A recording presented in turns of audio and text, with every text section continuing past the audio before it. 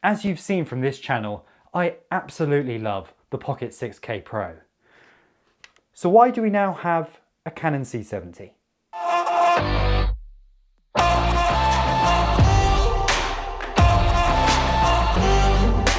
Hello, my name is Jonathan Palfrey and welcome back to my YouTube channel. Please like and subscribe as always, as it massively helps me out. Today I'm just going to do a very quick initial impression of the Canon C70. This is a camera that we've actually purchased, and you're probably wondering, why have we decided to go for a Canon C70 when we absolutely love what we're getting out of the Blackmagic cameras? Long story short, it really comes down to file sizes and just the practicality of using it in a professional environment.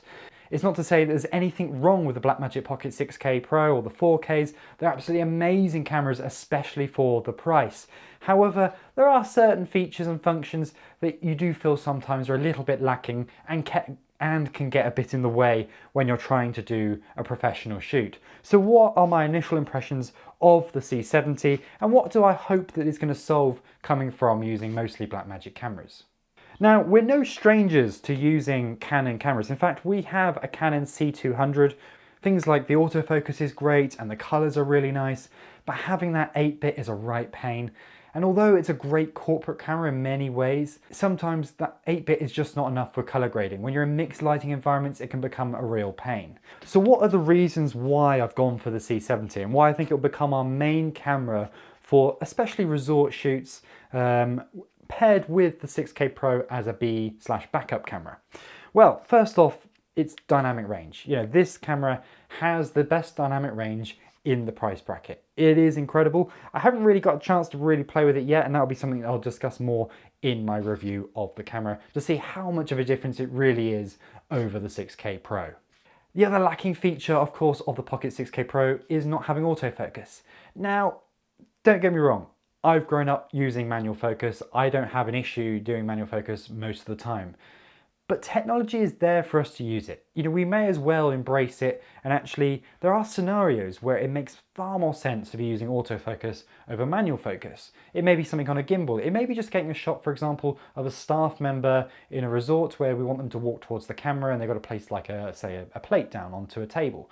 Now, I'm there already having to direct them. I'm going to have to sort of position, have to frame everything up, worry about the lighting. All those things are things we have to worry about in an actual live working resort. So you have to think about also guests walking past and things like that. So there's a lot that could go wrong when trying to shoot a scene like that. It's not like we have control over the set at all.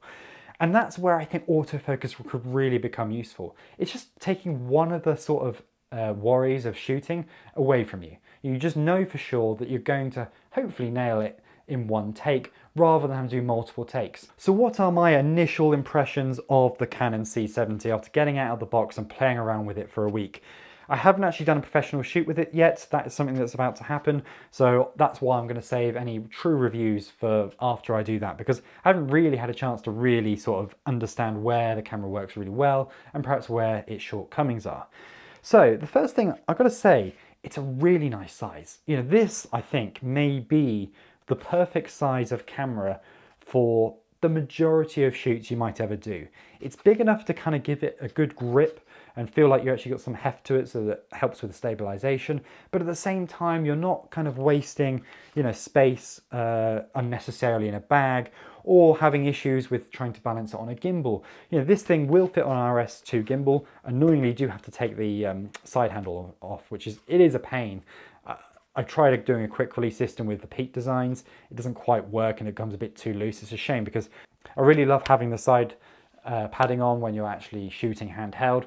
But of course, when you're shooting on a gimbal, it's going to have to come off.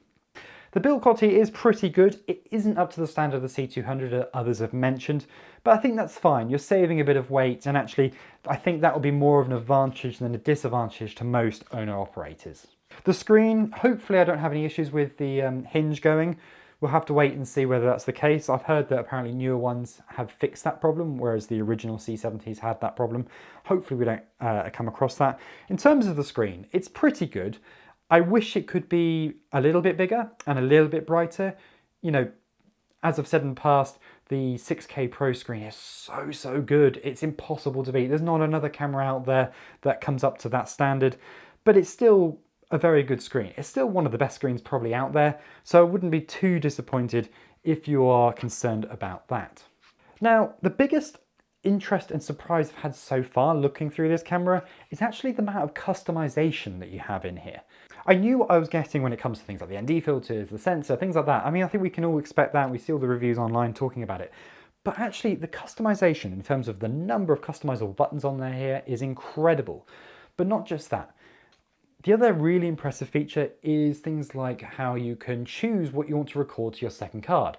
So of course you can do the normal things like relay record, and you can record simultaneously to 2 cards at the same time, so you've got the backup of the same footage. But what it also can do, it can shoot at different resolutions and bit rates onto 2 different cards at the same time.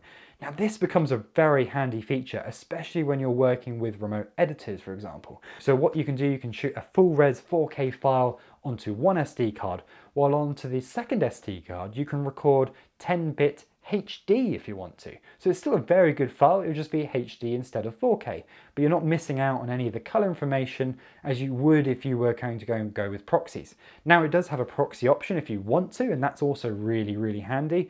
And the proxy option actually has the ability to add the LUT baked in as well. So that's also very useful in case you really need to send files off super quick to get someone to start editing on them, and then you can give them the files, the original files, at a later date. Of course, it's got things like false color, which is hard to live without nowadays, and it has got, you know, the autofocus, which hopefully will be good enough. We'll have to see how good it is. You know, it may be that it has certain shortcomings. You know, it'd be nice to have the autofocus like we're seeing on mirrorless cameras now, but I think it's still an upgrade from having no autofocus at all. So as you can see, I am very excited over this camera. I can't wait to share many videos talking about it and how I'm using it and how I've set it up, because I think there's just so many different ways you could use it and how many different ways you could set it up. You know, is it the ultimate camera? Maybe, maybe not. We'll have to wait and see. You know, it does have a few shortcomings, and we'll have to see whether those shortcomings are issues or not. But initial impressions, I'm really impressed by the build quality, I'm impressed by the size, the battery life, the screen is good enough, and I can't wait to really get it out and use it. Let me know if you've got any questions about the camera. I'm really happy to answer them once I do my review. Is there any unusual things that perhaps hasn't been covered in other people's videos that you want me to check out or see whether or not it's good or bad?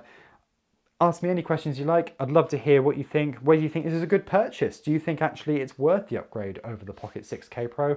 Or do you think I should have gone for a second 6K Pro?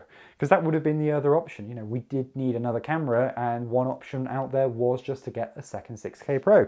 So, do you think I made the right choice? Do you think the C70 was a good camera to pick up? Thank you very much for watching. Please like and subscribe because it massively helps me out, and I will see you next time. Goodbye.